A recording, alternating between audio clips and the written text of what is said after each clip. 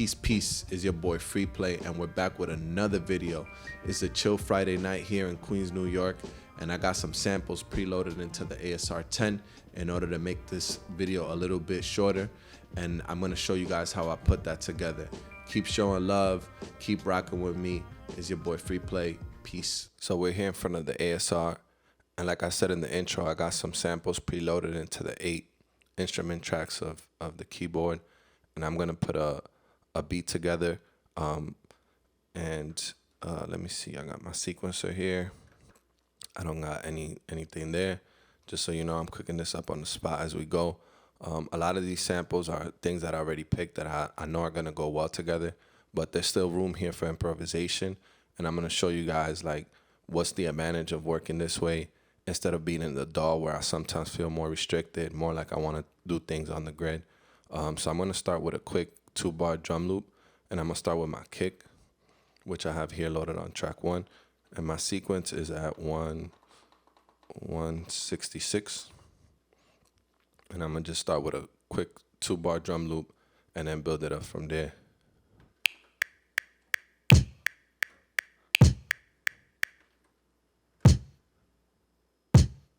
I'm gonna quantize my kick just because I want things to feel a little bit exact, and it'd be better for the DJs that are playing this and stuff like that. I leave some of my other elements of the beat loose, and you guys will see why.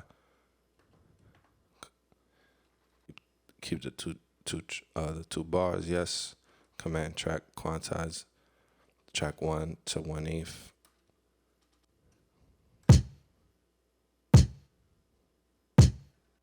All right, cool. Now I'm gonna go to the snare. And I'm just going back to show you guys that's the snare track.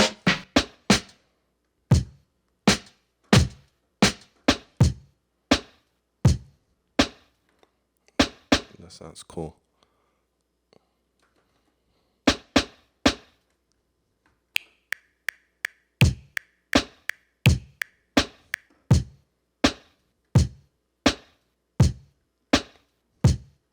My snare, I'm not going to quantize because I wanted to have that natural feeling of how I played it in. But I already know that my kick is keeping the tempo on this beat. And then I have some hats here. I'm not going to use that. Chords. I got these chords that I chopped up, and they sound like this.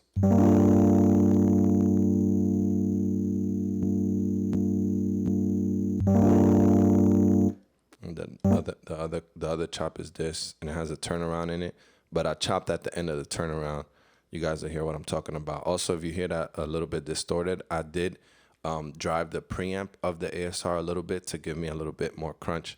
The sample already had like this SP1200 type of ring to it, so I didn't downsample it like I normally do with a lot of my samples here where it says convert sample rate.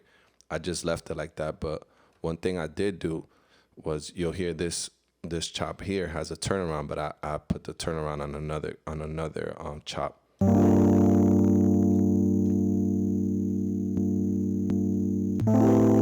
So I put it on this, but I could play it straight if I wanted to.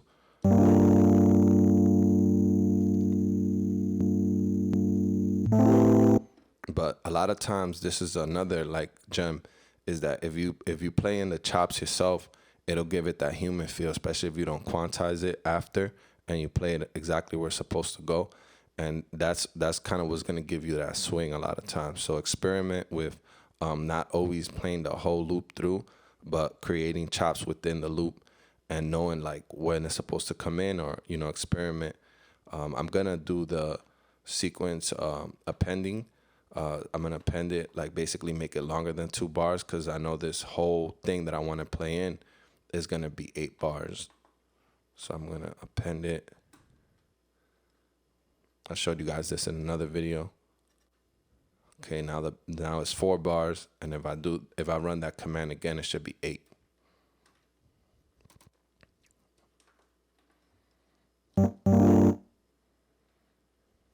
And I'm going to play it in now.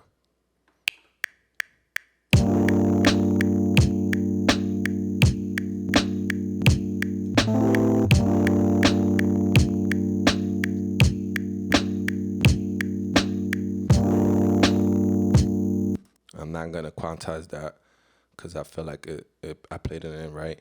I'm gonna loop it back, see how it sounds.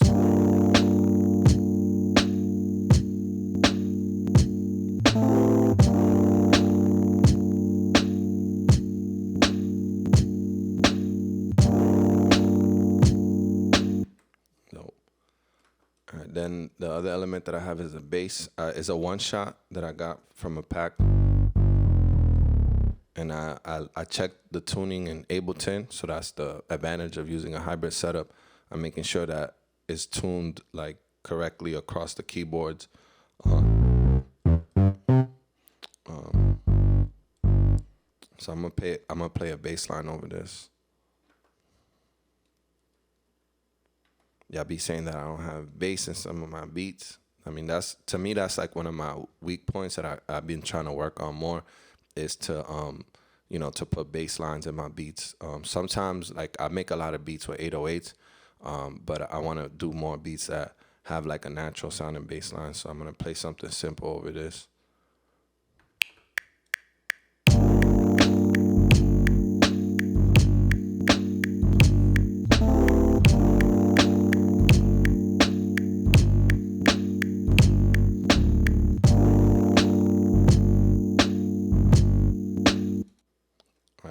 And one thing I had to do earlier with the same bass line is I noticed that the layer wasn't on trigger, and that just helps it cut itself off a little bit better. I'm going to check that my other samples too are on trigger, like these chords. Yeah, they are.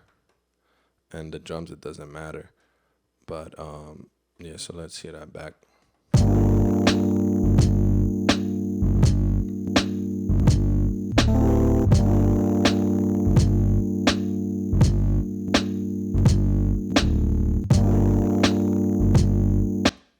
Cool. I have this hat sample, and it's like a loop. It's like a four bar loop, 2-bar loop. And one thing I did do with that is I wanted it to sound super dirty, ayo.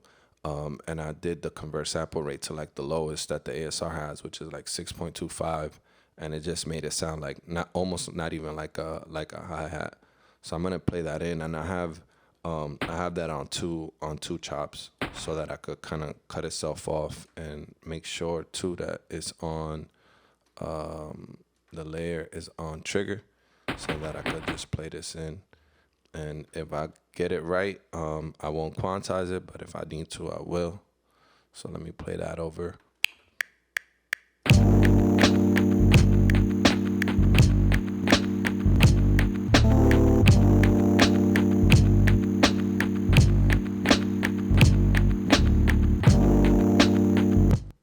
All right, cool. And you guys see me doing a little, that's like, you want to get it on time, and so that's your internal rhythm.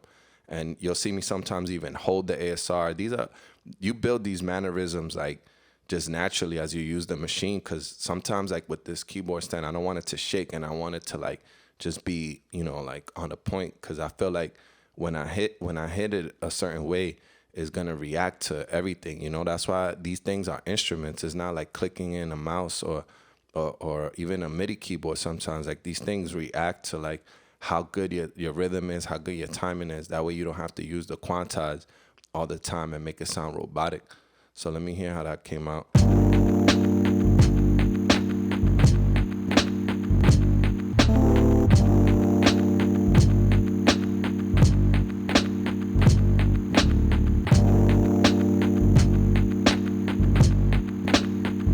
So I hear that right there on the third bar.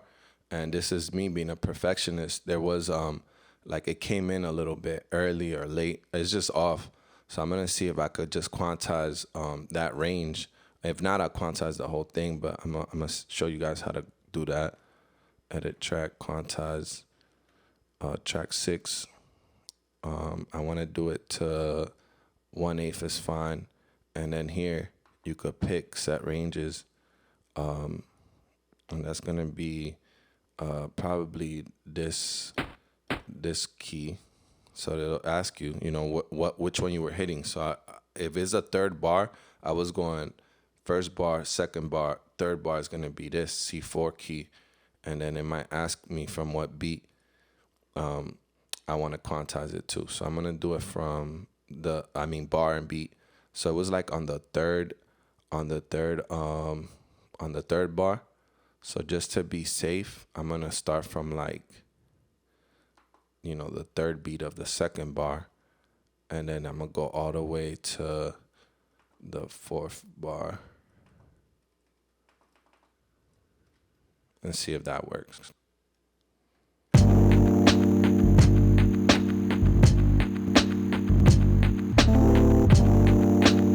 Yeah, it fixed it. So I don't know if you guys understood what I did there, but I'm trying to make this video shorter and move past things quickly. I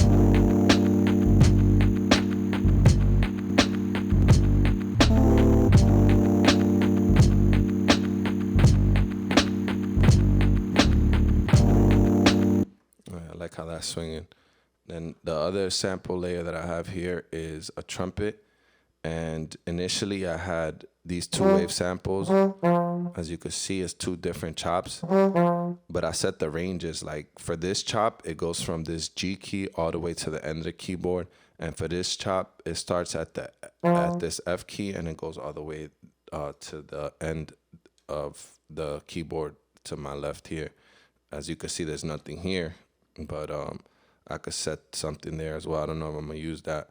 I'm gonna try to play this like somebody that plays trumpet. I used to play the sax in junior high school. Shout out 226 in Rockaway, Queens. But yeah, let me see. I'll play it over the beat and see if I could improvise something before I record it.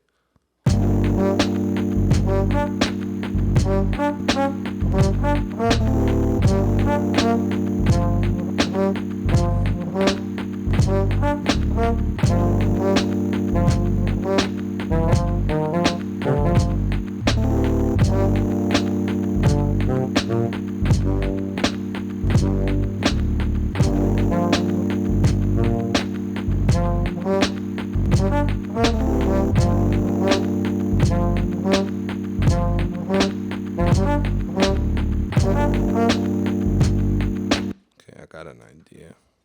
Let me see. Let me record this initial impulse.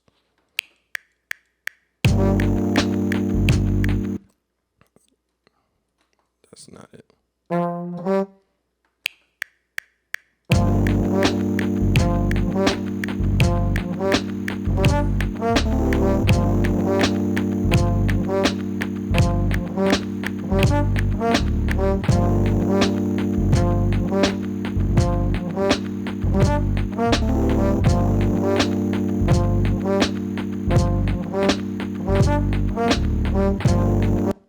I like that. And I'm not going to quantize that. That's what's going to give it that swing, like I said, and that human feel. Even though I'm not a trumpet player, but that's how I hear it. And the last element of this beat that I had is this ARP, which is from a sample pack. But I didn't like BPM match it in Ableton. So use your ears, and that's the last gem that I wanted to drop here. I did the convert sample rate all the way down, and another thing I did was on this layer or on the wave. Yeah, I did this like this auto chop thing that I saw in another YouTube video. If I find it, I'll link it for you guys. And if you guys don't know what video I'm talking about, is an ASR 10 like easy, like best way to chop. And it's like using the start, modulating the start with the keyboard, and basically it creates these chops. It goes all the way up to here, and then here is like the same. But the more you mess with this amount, you see it gives you more chops.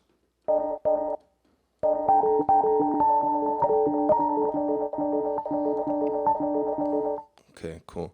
I'm gonna just freestyle over the beat and see what happens. Record it in too. Let me see what my range is here.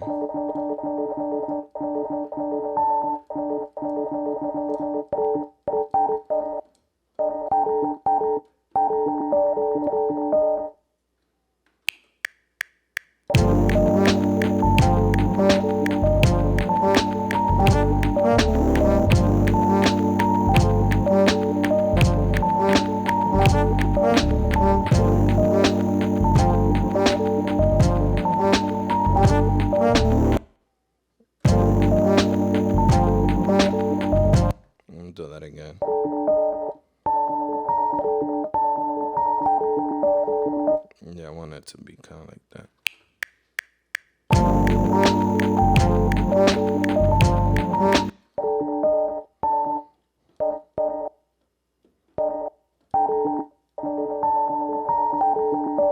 Yeah, that's the chop. Let me keep the old one.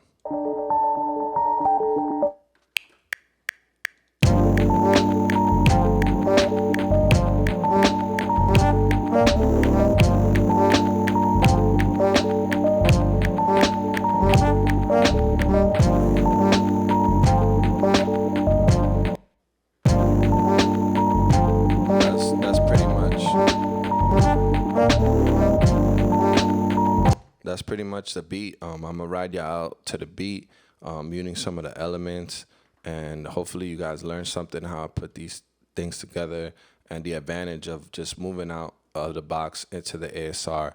So you guys could see sometimes you come across happy accidents and start thinking about your arrangement in a different way. Let's see, we start with this.